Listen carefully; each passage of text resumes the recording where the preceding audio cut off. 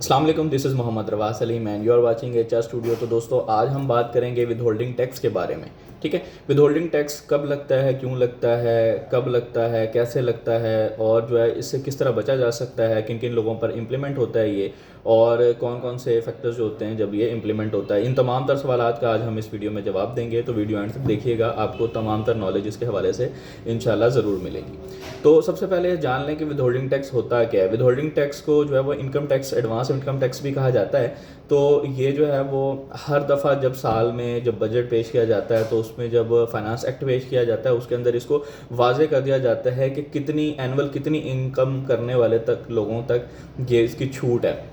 ठीक है, मिसाल के तौर पे कभी 6 लाख का कर दिया जाता है, कभी 8 लाख कर दिया जाता है। इस तरह हर साल जो है इसको अमेंड कर दिया जाता है, इसको रिवाइज़ कर दिया जाता है कि भाई मिसाल के तौर पे अभी 6 लाख रुपए तक इनकम रखने वालों के लिए इसकी छूट है, विद होल्डिंग टैक्स उन पर लागू नहीं होगा। तो 6 लाख रुपए तक अगर किसी की इनकम है, मिसाल के तौर पे 6 लाख अगर उन्होंने छूट दी है तो 50,000 रुपये मंथली इनकम बनती है। तो 50,000 रुपये मंथली इनकम करने यानी कमाने वाले के ऊपर विद होल्डिंग टैक्स की छूट है, वो विद होल्डिंग टैक्स पे नहीं करेगा। लेकिन उसके बावजूद वो साल भर में विद होल्डिंग टैक्स पे कर रहा होता है। ठीक है, अगर उसने सेविंग अकाउंट बनवाया हुआ है तो उसमें से उसकी कटौती हो जाती है प्रॉफिट के अमाउंट में से, या फिर अगर उसने जो है वो करंट अकाउंट भी इवन बनाया हुआ है और अगर वो फाइलर नहीं है तो जब भी वो पैसे विड्रॉ करवाता है बैंक से अपने, चाहे वो एटीएम के सूरत में एटीएम के थ्रू करवाए, चाहे चेक के थ्रू करवाए, चाहे बायोमेट्रिक विड्रॉल करवाए, यानी कभी कभी भी वो कैश रिसीव करता है बैंक से तो उस सूरत में भी उसको विद होल्डिंग टैक्स पे करना पड़ता है 0.6%। इसको मैं तफसीली बताता हूँ अभी थोड़ा सा आपको। तो इससे किस तरह बचा जाएगा, हर साल में वो तो पे कर रहा है, उसकी एनुअल इनकम भी जो है वो नहीं है 6 लाख रुपए जो उन्होंने गवर्नमेंट ने मख्तस की है। तो किस तरीके से इससे बचा जाए, तो इन तमाम तर सवालात का भी मैं बिल्कुल ही आपको जो है ना समराइज़ करके इसका जवाब दूंगा। देखें, जो विद होल्डिंग टैक्स है वो दो सूरतों में लगता है। नॉर्मली जो बंदा जो है वो जनरली इसको जो फेस करता है तो दो सूरतों में फेस कर रहा होता है। पहली सूरत ये होती है कि जो है वो जब विद होल्डिंग टैक्स तब लगता है जब वो अपने अकाउंट से, चाहे वो करंट अकाउंट हो चाहे वो सेविंग अकाउंट हो, जब वो अपना कैश विड्रॉ करवाता है। ठीक है ना, कैश विड्रॉ किसी भी सूरत में वो करवाए, यानी कि हार्ड कैश अगर वो रिसीव करेगा बैंक से, चाहे वो अपना चेक विड्रॉ करवाए, चेक पास करवाता है, चाहे एटीएम से लेता है पैसे या बायोमेट्रिकली विड्रॉ करवाता है, यानी कि कैश अगर वो रिसीव करता है तो उसको विद होल्डिंग टैक्स पे करना पड़ता है अगर वो नॉन फाइलर है।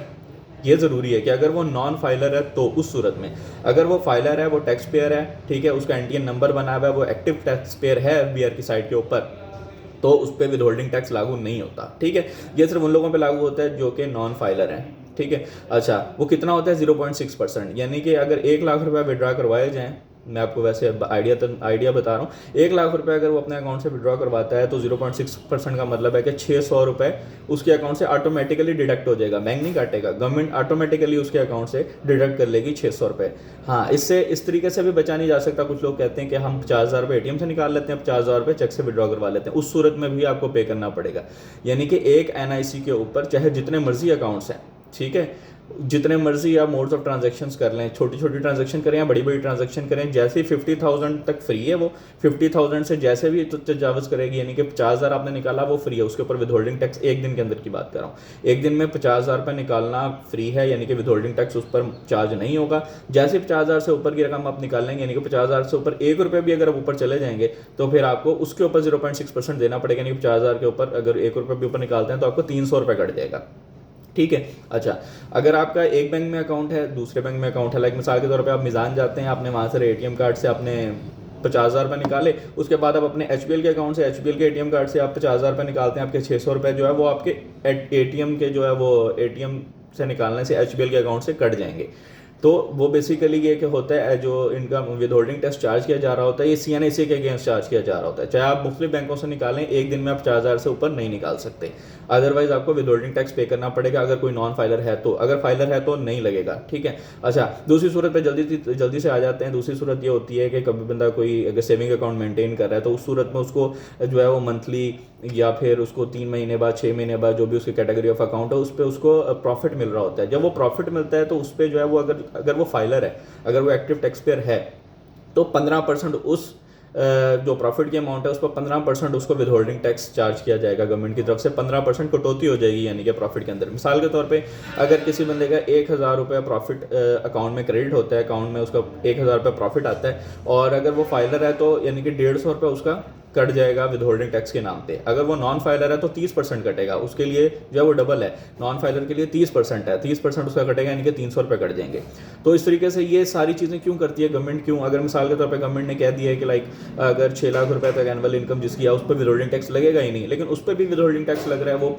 1 लाख रुपये अपने अकाउंट से निकाल रहा है, अगर उसने सेविंग रखी हुई अपनी तो उसको 600 रुपये चार्ज किए जा रहे हैं। अगर उसने कहीं सेविंग अकाउंट बना के 1-2 लाख रुपये रखे हुए हैं तो उसके ऊपर भी उसको जो है ना वो विद होल्डिंग टैक्स चार्ज किया जा रहा है। तो क्यों किया जा रहा है? ये तमाम चीज़ इसलिए की जा रही होती हैं कि जो है ना तमाम फोर्स किया जाए अपने जो है वो पब्लिक को, ताकि वो तमाम एक्टिव टैक्स पेयर बने, तमाम का एनटीएन नंबर हो, तमाम जो है ना वो सालाना अपने गोशवारे जमा करवाएं, ताकि उनकी जो है वो कितनी इनकम है, सोर्स ऑफ इनकम, ये सारी चीज़ें जो है ना वो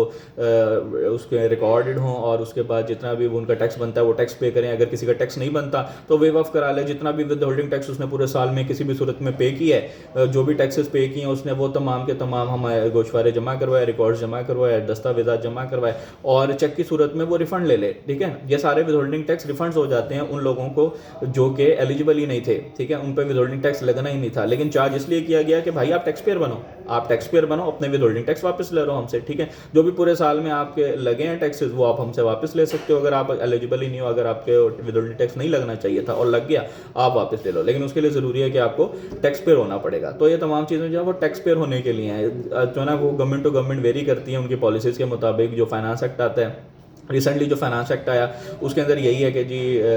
0.6% लगेगा हर बंदे को, जो अगर जो नॉन फाइलर है, तो इस तरीके से। तो इसमें विदहोल्डिंग टैक्स में और भी बहुत सारी चीज़ें हैं, लेकिन ये मैंने वो बताया जो आपके बैंकिंग ट्रांजैक्शंस के अंदर, यानी कि बैंकिंग फाइनेंशियल ट्रांजैक्शन जो आप कर रहे हैं उसके अंदर जो मुलविस होती हैं, वो विदहोल्डिंग टैक्स की मैंने बात की। बाकी गाड़ी की परचेज और घर और ये वो बाकी चीज़ें जो हैं वो उसकी हमने बात नहीं की, वो एक अलग डिटेल है। तो मैं बैंकिंग चैनल से रिलेटेड आपको आगाह कर रहा था, उस हवाले से विदहोल्डिंग टैक्स की ये मालूमात थी। और अगर कोई भी इन्फॉर्मेशन मुझसे मिस हो गई हो, आप कमेंट सेक्शन में पूछ सकते हैं, कोई भी सवालात वगैरह